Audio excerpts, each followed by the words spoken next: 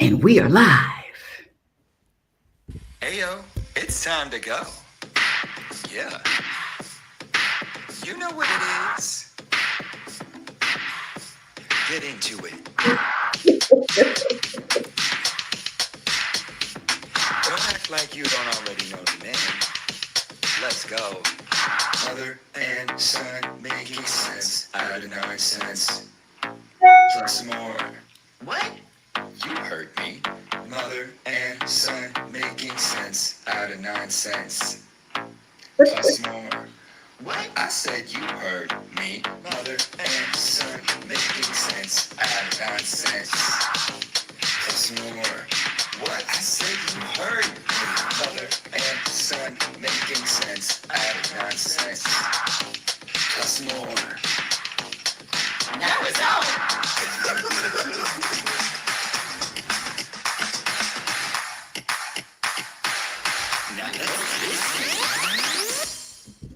Oh, that ending gets me every time. Welcome everyone to What Happens When a Mother and Son Make Sense Out of Nonsense. Plus more, plus a lot more. And we've got even more than we ever have because it's episode 56. Welcome if you are joining us. We are an actual mother and son. You would tell by looking at us, but maybe not by listening to us. We got different styles, but we come together to do our show about spirituality, about challenges, everyday challenges, of how we deal with it individually, how we deal with it together.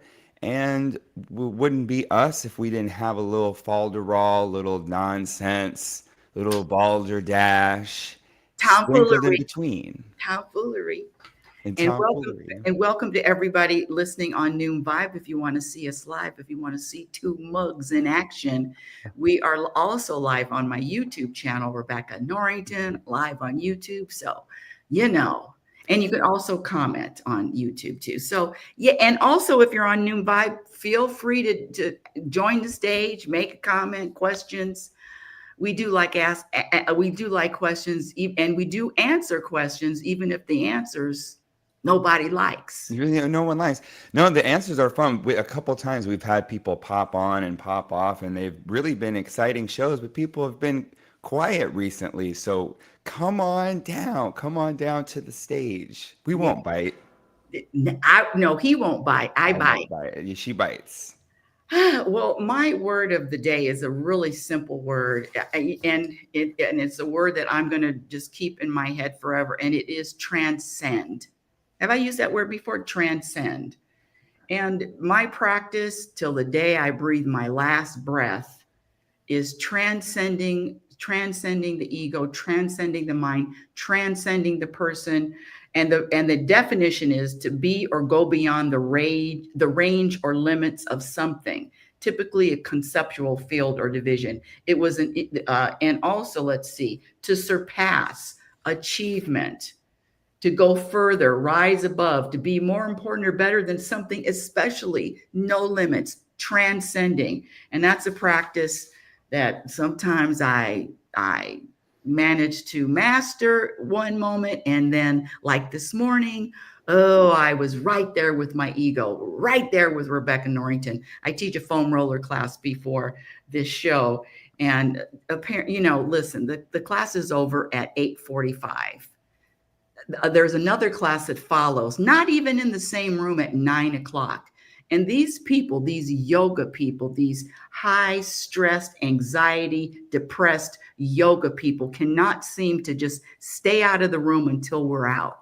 And we even had, one of the students even put a sign up, please do not enter the room until 8:45. Well, of course, one of my students took the sign down before 8:45, and those people were stampeding in, and Rebecca had to come out. Get out, it's not 8:40. That's exactly how I said it too. It's not 8:45, get out. Of course they weren't listening. 8:45, that's when you can get in. 8:45. And that was my morning. Oh man, I love these classroom stories, teacher stories. I'm considering starting a whole other world podcast where it's just these stories of instruction and what happens in the classroom. And there's just so many. incidences that come up that challenge my ability to transcend my ego. And I brought your story brings to mind a couple of people that came to class late, consistently late. So your problem is other students coming in early. Mine is them coming in late. We'll explain to the audience. You teach. What do you teach? Oh, right. She's accused me of being too general and being vague, Well, you which say is you true. teach and no one knows what the hell would you teach. What monkey business? What do you teach? What? Right. I teach a lot of different things actually, but I do teach yoga. This is what I'm talking about for this particular situation, coming in late to my yoga class, which to me is really a challenge for me to transcend my ego, my ego's preferences. The stories are endless, the blame, the importance. Oh, it's so, so important. And I also do sound baths, and they came in late for a sound bath, and I made some snarky comment, or I should say my ego made some snarky comment like, okay, it's a couple minutes past, and this is really a class you should plan to get here early, so we're gonna wait till everyone's settled and blah blah blah blah blah blah blah blah blah. Chip on my shoulder. And the interesting thing about these two students in particular is there was another time they came in late, and they were rushing to get their yoga mats, running across the yoga studio to get their blocks. And I said, no rushing, no running, relax, walk slower. You don't have to rush, because it's disturbing to Nathan. In my opinion, it's disturbing to Nathan. You're disturbing everyone else too. And I kept saying, slow down, and they just didn't. It's almost like they didn't hear me at all.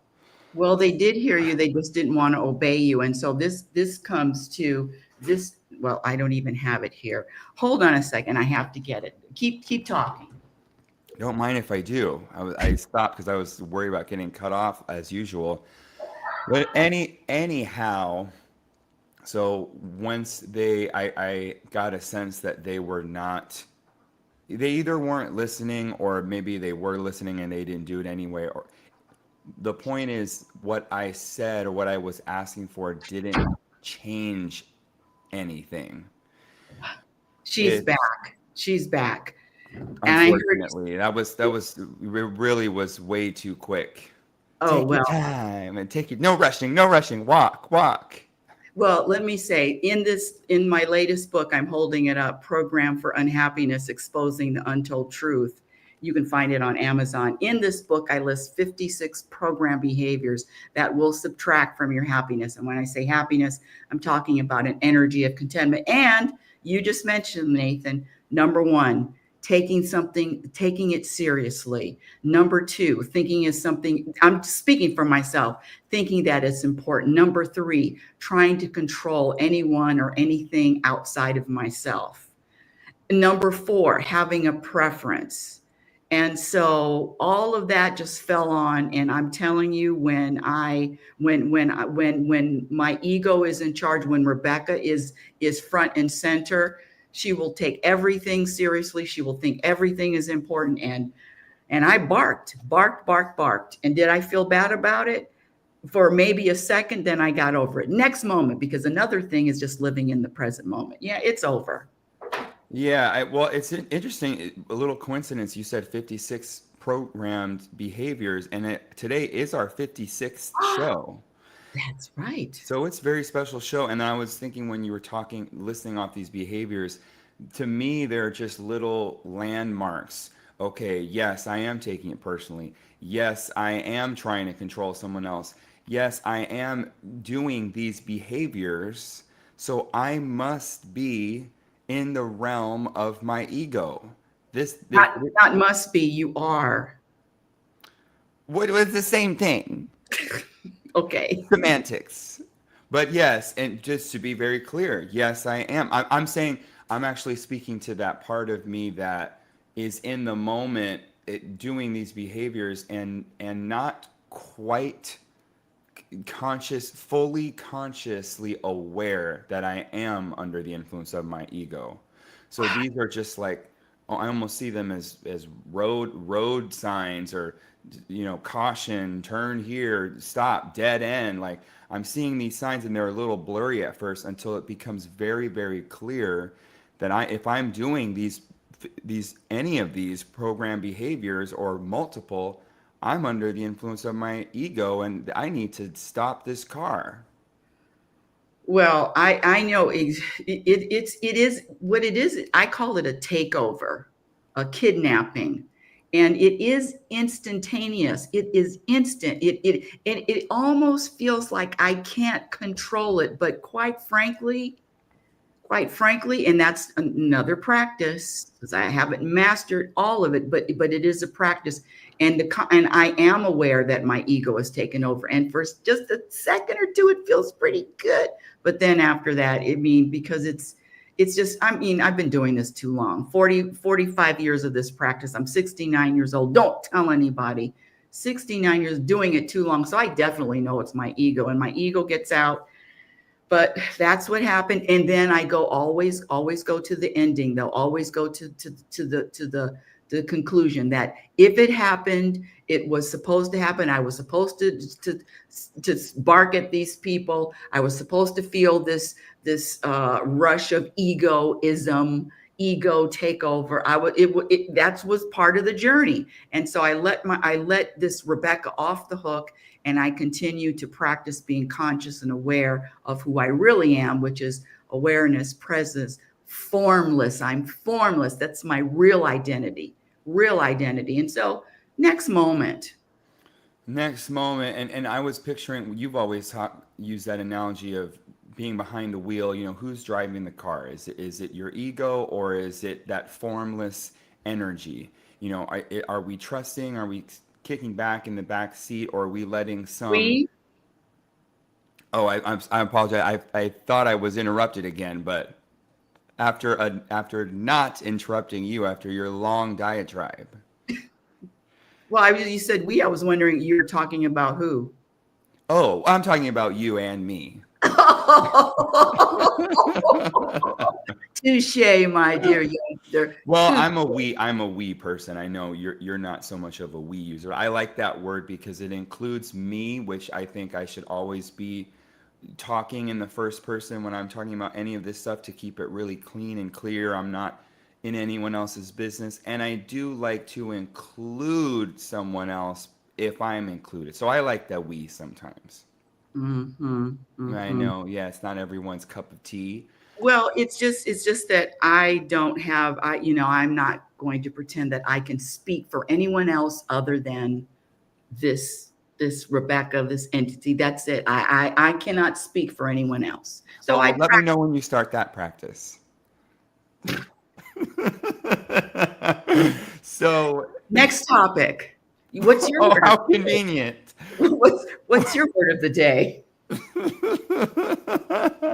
Well, first, if I could finish my thought, it would be nice. I just wanted to say that yes, the ego takeover. Now I'm losing my train of thought. That ego takeover is when that ego is driving and making decisions, and well, I've got to say this, and I've got to do this. I have to change this. It for me is a relaxing into that formless entity, relaxing into the universal godlike energy for me. And it's a different type of effort. It's a reverse effort. And that is what I teach and what I practice in my restorative yoga classes and in the sound bath meditation is how can we let go of tension in our body, let go of tension in our mind. Maybe it doesn't happen right away. Maybe it happens a little bit over time. Oh, come on. Can we put a period to this, please? Well, this is why you need it. But yes, we will put a period to it. By the way, like and subscribe if you haven't. Like and subscribe. And we are sponsored. I'm looking for Voss water. I put a little vinegar in it, red apple cider vinegar in it today. But I'm waiting for Voss Water to contact me so they can sponsor the show. Voss Water, the wetter, better water. Okay, so getting to my word of the day, it's a really fun word, a nice contrast to yours. It is wackadoodle.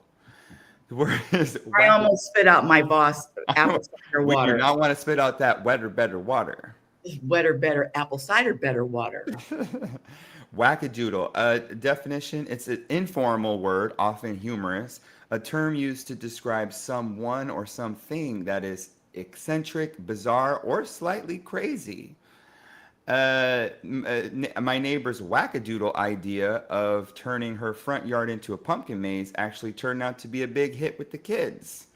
Um, wackadoodle can refer to a situation or a thing or a person. Well, it sounds like you have a wackadoodle mother.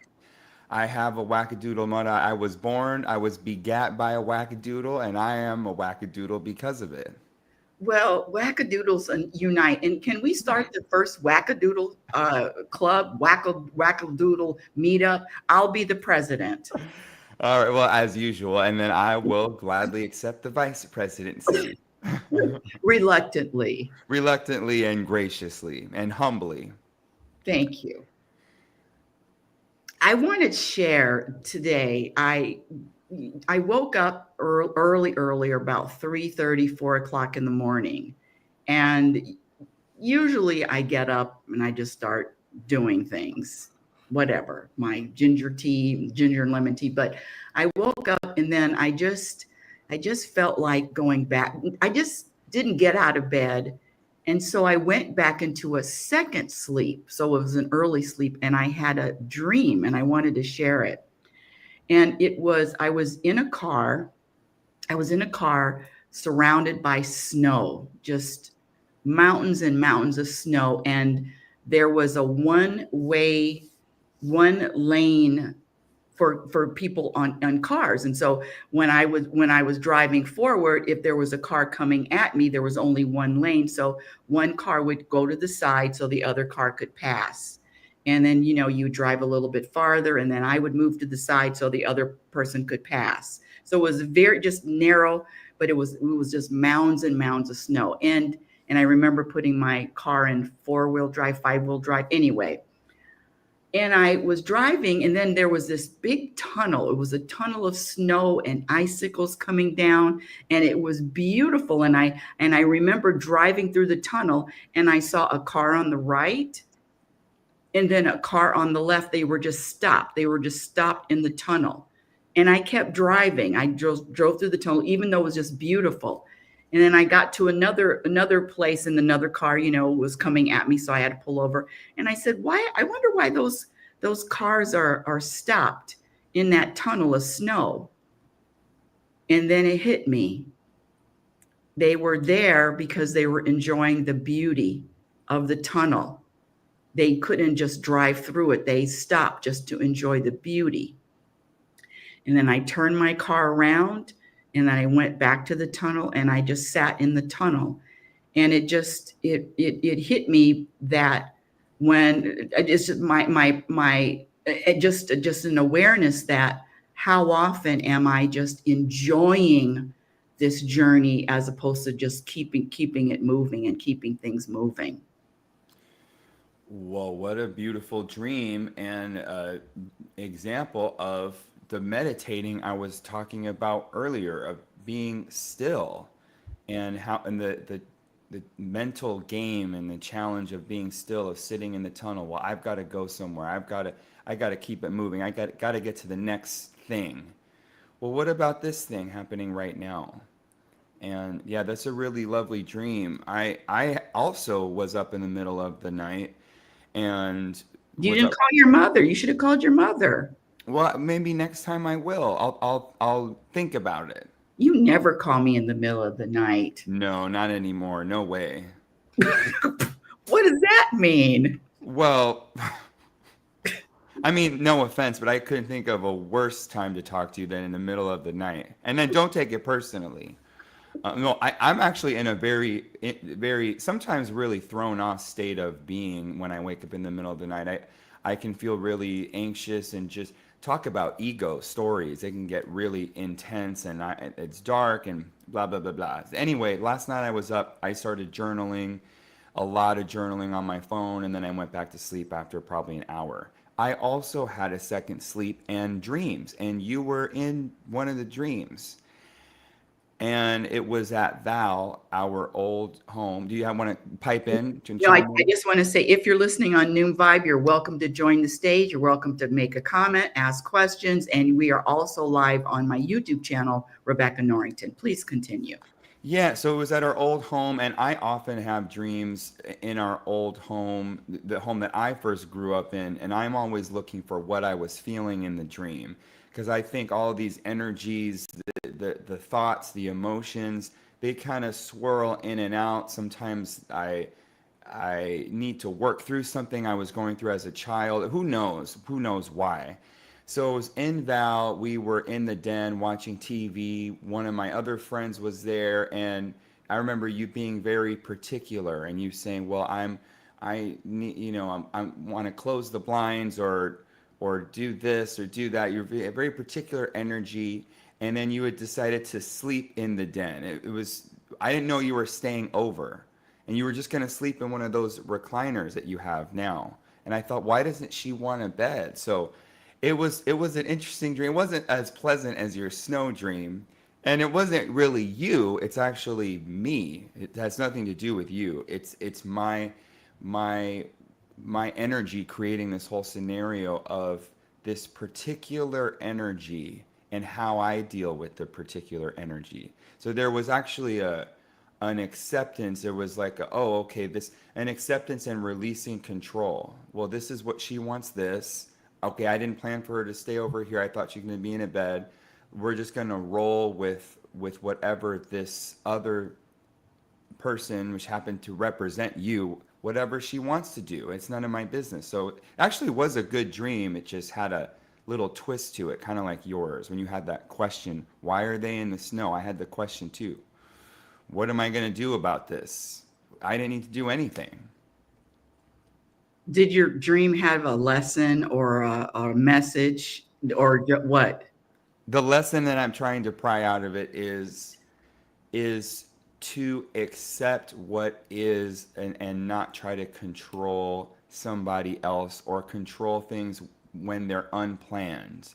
There's so many things that come up that are unplanned or unexpected, and I can have a lot of resistance right away because it's not what I planned. Yes, and that comes from being deep and have a deep-seated need to control. I hope you work that out. Well, I can thank you for that one. And Well, I can that's true. yeah, I can thank most people for that deep-seated need to control. I had to control something. Things were out of control. I was living with the wackadoodle. What do you expect?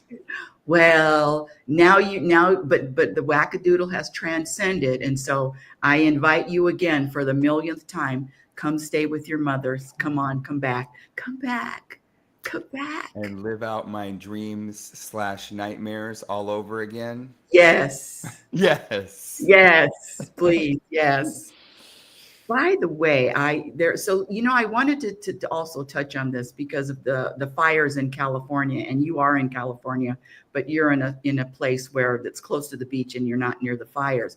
But a couple of my friends, they're not near the fires, but I called one of them, and she's not near but she's close. You know, you can smell it's a disaster. It's a disaster. And she was telling me that one of her friends, two of her friends lost their houses. And she said, it's so sad. And of course, I just jumped in only because we are best of friends.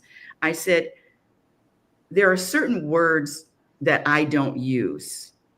I don't use the words because words come, especially when you're programmed, words come with energy behind them. Words, sad, mistake, unfortunately. But it's so sad. And then I asked her, I said, are you helping anyone? Are you aiding anyone with this sad energy it's so sad? And she said, no. And I just thought that was something to share to be mindful of the energy that is behind words. I could say sad, but that energy, that's no help. That also goes to that energy of worry. Oh, I'm so worried. That the energy doesn't help anyone. And quite frankly, that's another program behavior, worrying, thinking that worrying, and there's only two reasons why people worry. Number one, they're programmed. Number two is lack of trust. So I just wanted to throw out, and what is your perspective on the fires in California? Because you're there. Yeah, it's a really good. I was just going to bring it up too. Well, my perspectives are it's a big shakeup, really big shakeup. Talk about unexpected. I mean, that's what I was getting at. Unexpected and really causing a big shift. So we got a lot of people working on the fires. People do have lost their homes. Now they need a new home. People have relocated even if they do have a home. Now they're trying to find a safe haven. So a lot of shifting, a lot of change, big changing and that people didn't expect. So that's my first sort of objective.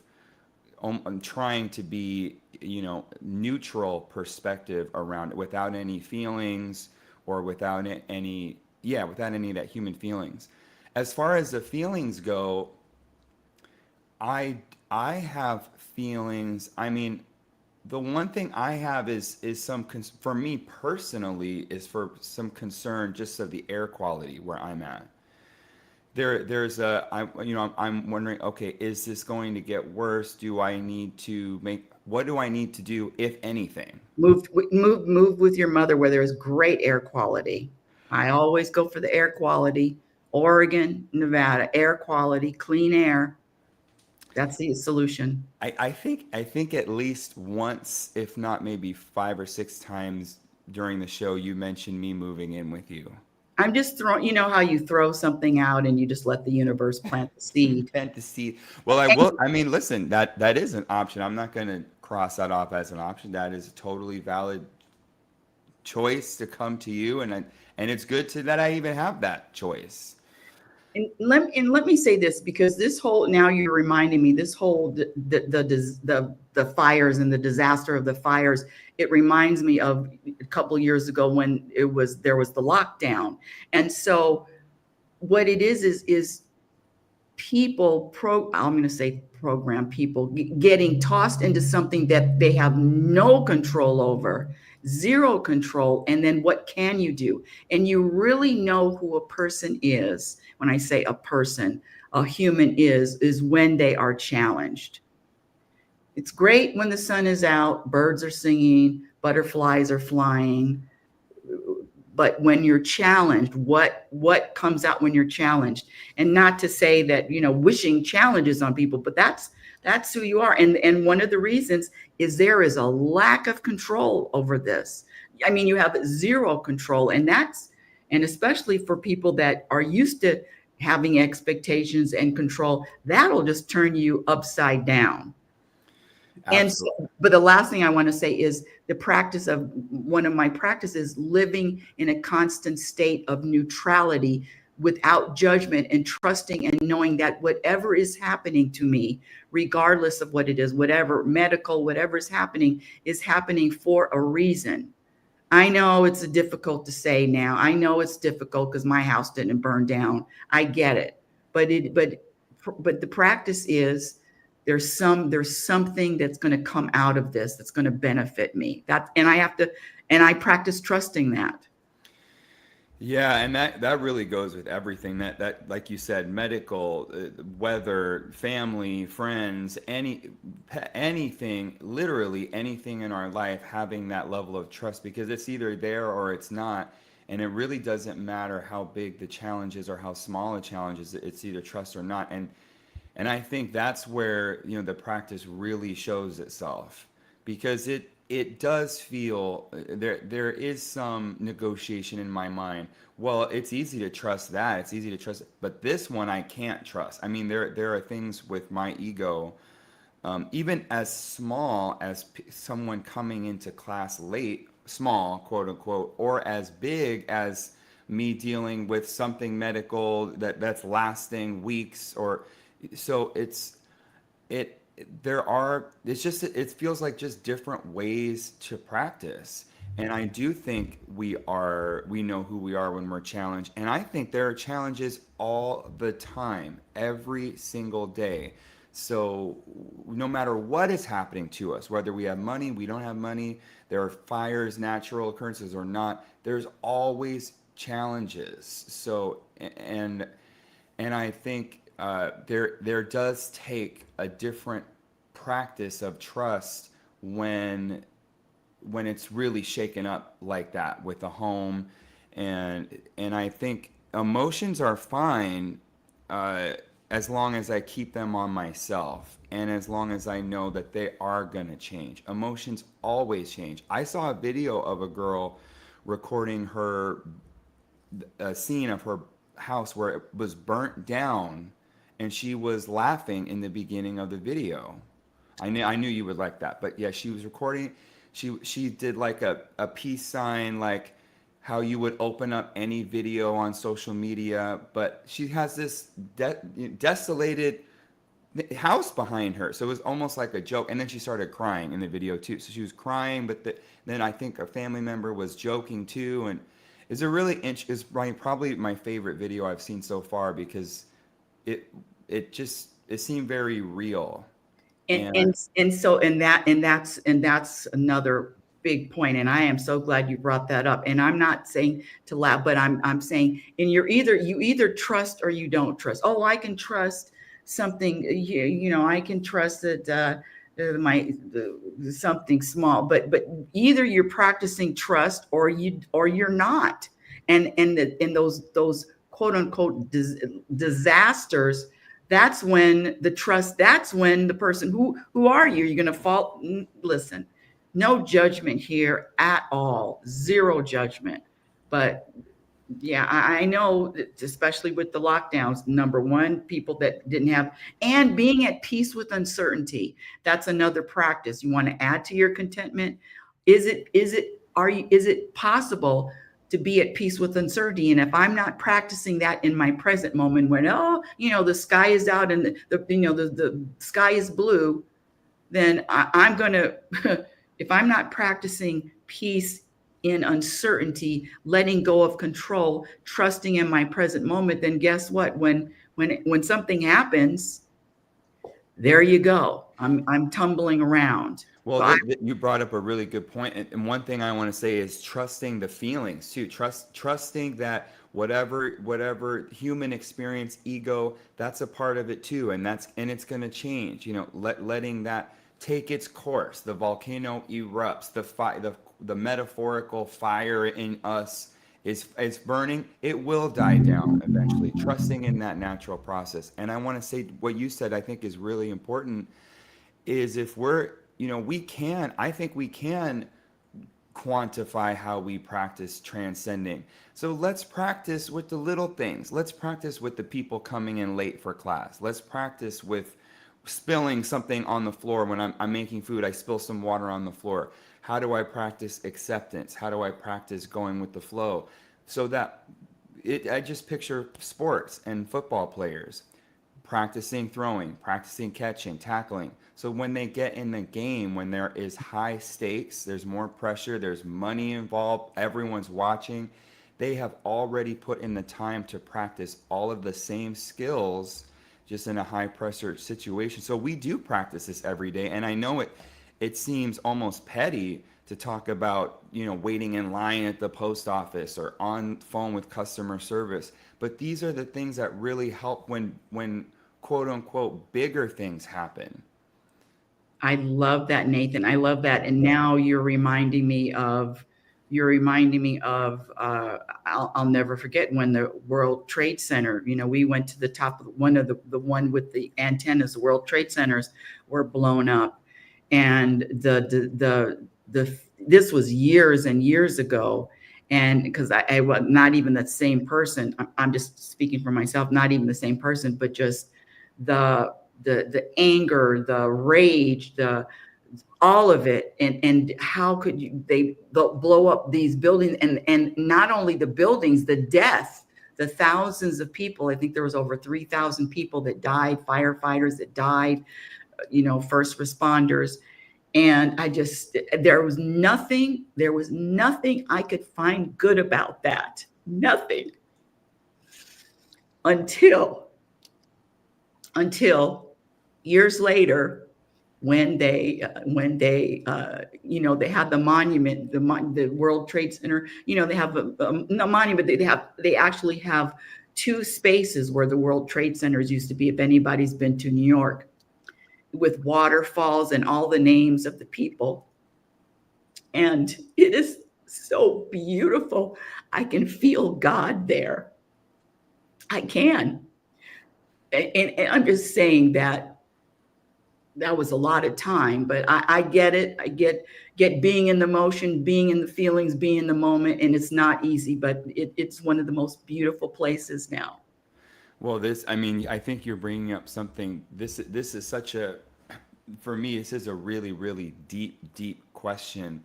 And when you say transcend, it's not just these little preferences, day-to-day preferences. It really is transcending my physical life here, and trusting that if I go in a year, or if I leave my body, or in 40 years, or whatever I experience, is a part of this grand scheme that I can't really comprehend. I mean, that's all the way trust. Because if people died, how can we say what's good in that if someone died, or these tragedies, losing their homes? It's really pulling back to a very neutral, godlike perspective that is really not a human perspective. It's really not a human mind can logically understand this. And I was going to say, with the fires and losing your home, why I do this is it feels like it makes me stronger. I feel more empowered with practicing this. So that if something like, I'm imagining if I lost my home, or I evacuated, if I was closer to it, I would be sad, I would be afraid, I would be confused and angry, all those emotions. But I think it wouldn't be as harsh for me. It wouldn't last as long with the practice for me. I would recover a little quicker. I don't know how much quicker or how much slower. I can't say that, but that's why I do it, so that I can recover quicker, and I feel a little bit more grounded when these big waves are pushing against me, trying to knock me over. And one of my favorite quotes from Guy Finley, he says, "The feel is real and the why is a lie." I just wanted to throw that in with the feelings. But yeah, good points. And I just want to go back to the practice that you brought up. Athletes today is wild card weekend, is a whole day of football today and tomorrow. And these guys now that are catching the ball with one hand, catching a football with one hand, they practice that. They practice having the football shot out of a machine, and they just catch it with one hand. And it is about the practice, and it's constant. It is never ending. And it is about, for me, the bottom line is, who am I identifying in this moment? This life, this human form, this Rebecca form is going to be over in a blink of an eye. It's so minuscule. It almost means almost nothing. It just is for me. And other than God is having the experience through me, the universe is having the experience through me. And can I just relax and let the universe have its fun, and because it's got its hand in everything, all of it, not just some things, all of it, including, I'm just going to say, all of it. And so can I just relax and enjoy it? And at 69 years old, yes, I'm relaxing and enjoying it. Speaking of, on a lighter note, we were supposed to talk about it. You were supposed to help me, but as usual, you go MIA, you ghost me. But on next Thursday, I'm joking, but next Thursday, I'm going to be doing a live open mic for 3 minutes, not improv, comedy. All right. Stand up. Well, I want to touch on that, and I just want to wrap up really quick, just on the coattails of what you were talking about, and then I want to get to your comedy. We can lighten it up for sure. Uh, I wanted to say that what it got me thinking of was what is important. If my house burned down or it was burning down, what is really important as far as my things? And what I wanted, what it came to me was, and I'm a bit of a minimalist. Well, I want to go even more minimalist. I want to go as minimalist as possible so that if something does threaten my home or takes my home away, it's not, I don't have so many things in it, so much attachment to it, because I think that's going to set me up for failure. So that's one thing that I came away with was even less, detaching myself from things that I think are important. Well, now we just have to hit this because that's in the book Program for Unhappiness. One of the 56 program behaviors, you can find it on Amazon. One of the 56 program behaviors is having attachments, any kind of attachments to things and even people. Having attachments to people. I love you, and I can love. I practice, Nathan. It's not my house, it's the house. It's not my car, it's the car. It's not my body, it's the body. That's one practice. Be detached.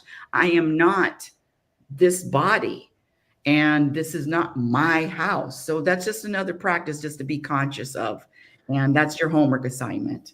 Yeah, and even the people too, because I think about the cats, and we've talked about, okay, maybe you're going to take the cats, or I'm going to keep the cats, and that's another level of attachment. Well, these are my cats, and this is my, and I this, and it's really just a practice of stepping out of that. Well, they're not my cats. They're not anyone's cats. It's if their course, if the natural flow is for them to be in a different space, just like these people that are going to be moving. Maybe they'll move to a different state now. Maybe they'll stay in the same state. Maybe who knows how this will unfold. Maybe new jobs will open up to clean up this mess. Like it's just pulling back as much as possible for me and just getting a wider perspective and just taking my time to let the human emotions run through me and pass in the meantime. And trust that everything Well, I think people have to find their own way of trusting because yeah, have to find their own way of trusting, and what are they even trusting in? I don't think that can be imposed because what you trust in is going to sound a little different than what someone else trusts in. How about this? I'll give you this answer because I get that pushback a lot, believe it or not, my youngster. And what I say is look back on your life, whoever you are, look back on your life of some kind of challenge, some kind of tragedy, some whatever, and analyze or even think about, and can you find the good in something that happened years ago that you couldn't find the good in it then? I gave the example of the World Trade Center. Couldn't find any, and I'm not saying find the good, but find the order or find something beneficial from it. Can you find something in your life in the past that you experienced? Either yes or no. Some people say no, okay, then it's no. But if you can find the benefit of some time that was trying, oh yeah, I sure did hate going through that then, but now I realize what I got from it. So trust that, Mother Evers. All right. Well, I love that. And so, okay, so your thing is coming up this Thursday, or you have another week? This Thursday, This baby. Thursday. This Thursday, I'll be in Orlando, Florida, and I don't like Florida. Nothing wrong with Florida, but my hair, I like places that are good to my hair. And I'm a walking, talking bird's nest. If you're watching me on YouTube, yeah, that's what happens. I'm talk about a bird's nest. Yes. Now, So do you want to practice your jokes right now quickly or what? Or I don't have any jokes. That's what I'm trying to tell you. oh, I just wrote out my introduction, which is I should have typed it out, but it says, and I use my alias, which is Pancake. I said, well, this 3 minutes will determine my whether I'm going to stay in comedy or not. And if not, then I will go back to my day job, which is serving sandwiches and soup to the elderly. That's funny. I mean, that's, you could almost say that. That can almost be your opening line, not theirs. No, I wrote that out. That's how they're going to introduce me. But I'm saying that's what you could say. They don't, that's funny coming out of your mouth. Well, that's going to be funny. And then I think I'm going to lean toward this old thing. 69, yeah. I'm going to do a lot of old jokes and what's important now, the 3 Fs. Fiber. I haven't gotten to all of them, but I think I'm going to lean on the old, being old now, and the horrific trauma that I am experiencing with the skin hanging. I think that's what I got 3 minutes. It's nothing. I can do 3 minutes. No, that's nothing. And I really hope the 3 minutes, one way or the other, doesn't determine your comedy career, because I really think you've got a future here, even if you bomb. I mean, it's your first time, so I would set the bar pretty low. That's my advice. Well, I didn't ask for your advice, but thank you. Set the bar low. I never set any bar low. I don't set bars low. I don't do that. But what I will do is come up with my best jokes about being old and what I've experienced. And then, and you know what else, Nathan? I'm going to put them on a piece of paper, because I'm not going to try to stress myself out and try to remember all this shit. No, I'm going to put it on a piece of paper, bullets, jokes, this joke, that joke. And then I'm going to ask the audience, I'm going to include the audience. Hey, how many of you out there? How many of you out there that are older than 69? And I know I'm going to be the oldest one there. Lord have mercy. So, wait till it happens to you. This is your future. Stuff like that. Yeah, I love the age tip, or just having a little theme. And I'm telling you, that first line that they're introducing to you is funny. This is my 3 minutes. It's going to make or break me, and if not, I'm going back to the soup kitchen or whatever it is. That's funny. And Soup kitchen. And the other thing is, oh yeah, it's been a while since I've gone to a comedy show, but I have seen they use notes. They look at their phone for notes. So I like that too. Yeah. Listen, I'm one of my favorite words. It's only 4 letters. I'm holding up 4 fingers now. EASY. Mm-hmm. Easy. And I'll say this, I think your biggest challenge isn't trying to be funny at all. You got the comedy down. Your biggest challenge is going to be trying to keep it under 3 minutes. Get it? See, that's a joke. Yes.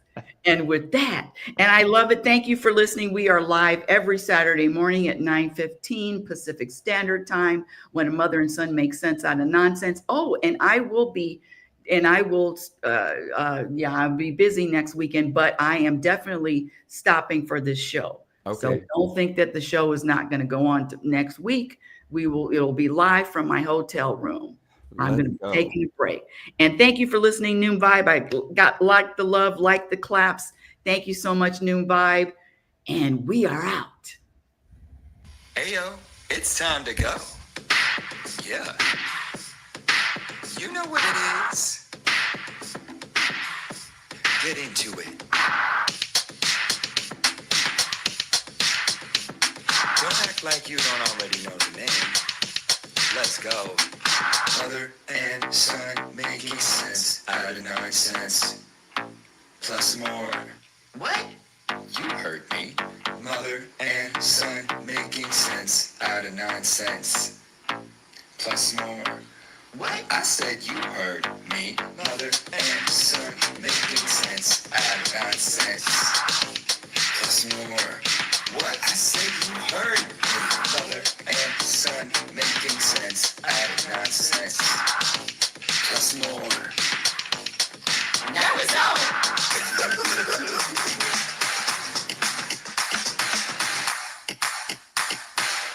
Now let's